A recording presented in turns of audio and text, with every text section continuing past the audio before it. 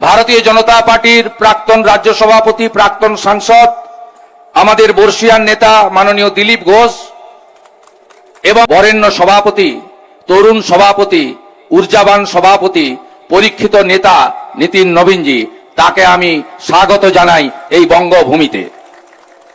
উপবিষ্ট আছেন আমাদের বাগ্মী নেতা, আমাদের শিক্ষিত নেতা, আমাদের এই রাজ্যের সভাপতি, দীর্ঘ কয়েক বছর ধরে যিনি এই আদর্শের জন্য লড়াই করছেন, রাজ্যসভার সাংসদ, আমাদের সকলের সভাপতি শ্রমিক ভট্টাচার্য মহোদয়। আরেকজন শিক্ষাবিদ আছেন, সফল অধ্যাপক, এই রাজ্যের রাষ্ট্রবাদী আন্দোলনের অন্যতম ব্যক্তিত্ব ডক্টর সুকান্ত মজুমদার, ভারত সরকারের মাননীয় রাষ্ট্রমন্ত্রী, তাকে যথাযথ সম্মান জানাই। উপবিষ্ট আছেন সর্বভারতীয় সাধারণ সম্পাদক, যার উপস্থিতি জয় এনে দেয়, মাননীয় সুনীল বনসলজি, বিহার সরকারের লোকপ্রিয় মন্ত্রী, আমাদের নেতা মঙ্গল পাণ্ডে, ভারতীয় জনতা পার্টির প্রাক্তন রাজ্য সভাপতি, প্রাক্তন সাংসদ, আমাদের বর্ষিয়ান নেতা মাননীয় দিলীপ ঘোষ, এবং এই সমগ্র ব্যবস্থাপনা যারা করেছেন তাদের মধ্যে রাজ্যের জিএস সাংসদ সৌমিত্র খাঁ, নিশীথ প্রামাণিক, প্রাক্তন কেন্দ্রীয় মন্ত্রী, জ্যোতির্ময় সিং মাহাতো, লোকপ্রিয় সাংসদ, পার্টির অন্যতম যুব মুখ, এবং সম্মানিত মঞ্চ। কারণ নীতিন নবীনজিকে বসিয়ে রেখে শ্রমিক দাও বেশি বলেনি, আমিও বেশি বলবো না। আমি শুধু একটা কথা বলবো যে আজকে এই কমল মেলাতে আমরা একটা ভীষণ স্বপ্ন নিয়ে উপবিষ্ট হয়েছি। সেই স্বপ্ন হলো বাংলাকে তার আগের জায়গায়, গৌরবের জায়গায় আমাদের পৌঁছে দিতে হবে। আমি যশস্বী প্রধানমন্ত্রী, বিশ্বের সর্বশ্রেষ্ঠ জনপ্রিয় নেতা নরেন্দ্র মোদীজির কলকাতা মেট্রোর উদ্বোধনে দমদমের মাটিতে দাঁড়িয়ে তিনি বলছিলেন, স্বাধীনতার আগে ও পরে বাণিজ্যিক ডেস্টিনেশন ছিল কোথায়? কলকাতা, পশ্চিমবঙ্গ। শিল্পে প্রথম কে ছিল? পশ্চিমবঙ্গ। শিক্ষায় প্রথম কে ছিল? পশ্চিমবঙ্গ। আধ্যাত্মিক চেতনা জাগ্রত করার কাজ কোত্থেকে হয়েছে? পশ্চিমবঙ্গ থেকে। শিক্ষায় প্রথম কে ছিল? পশ্চিমবঙ্গ। সাহিত্যের প্রথম স্থান কার ছিল? পশ্চিমবঙ্গ।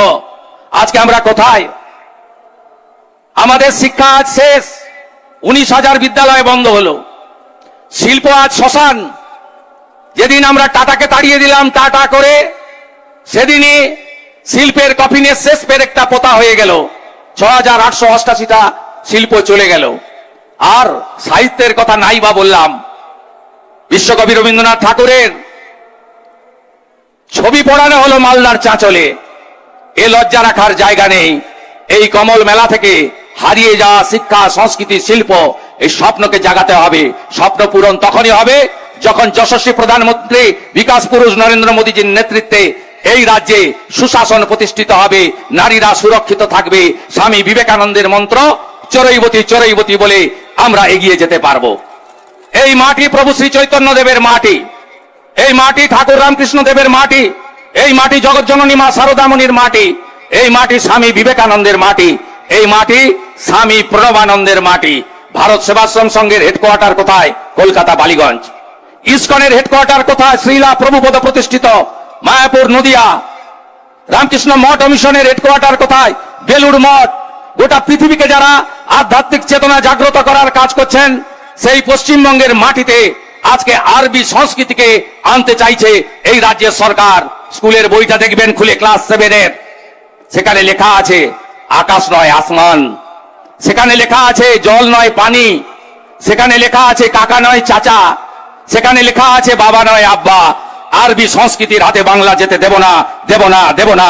ডক্টর শ্যামাপ্রসাদ মুখার্জির বাঙালি হিন্দুদের হোমল্যান্ড আমাদের রক্ষা করতে হবে, করতে হবে, করতে হবে। কমল মেলার সফলতা প্রার্থনা করে রাষ্ট্রীয় সভাপতি কে मेरा दिल से आभार प्रकट करते हुए मेरा भाषण मैं यही खत्म करता हूं। और এবছর 150 বছর বন্দে মাতরম। সবাই একসঙ্গে বলুন, বন্দে মাতরম, বন্দে মাতরম, বন্দে মাতরম। নেতাজির মাটি থেকে আওয়াজ তুলুন, জয় হিন্দ, জয় হিন্দ।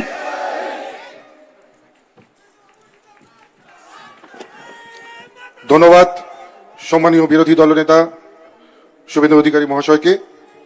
এবারে আমরা আমাদের নবনির্বাচিত রাষ্ট্রীয় সভাপতি আমরা নীতিন নবীনজির কাছে তার যে মার্গদর্শন, তার যে মূল্যবান বক্তব্য, সেই বক্তব্য শুনবার জন্য যে আপনারা অধীর আগ্রহে অপেক্ষা করছেন, আমরা ওনার বক্তব্য যেমন শুনবো, মার্গদর্শনও শুনবো, সেই সঙ্গে সঙ্গে আমরা গর্বিত হব যে রাষ্ট্রীয় সভাপতি নির্বাচিত হবার পরে এই রাঢ়বঙ্গের বুকে পশ্চিমবাংলার মাটিতে, আপনাদের দুর্গাপুরের মাটিতে সর্বপ্রথম তিনি সংবর্ধনা গ্রহণ করছেন এবং তার মূল্যবান বক্তব্য এই মঞ্চ থেকে রাখতে চলেছেন। সবাই মিলে জোরে হাততালি দেবেন নীতিন নবীনজির জন্য। আমি ওনাকে আহ্বান করছি মূল্যবান বক্তব্য রাখবার জন্য।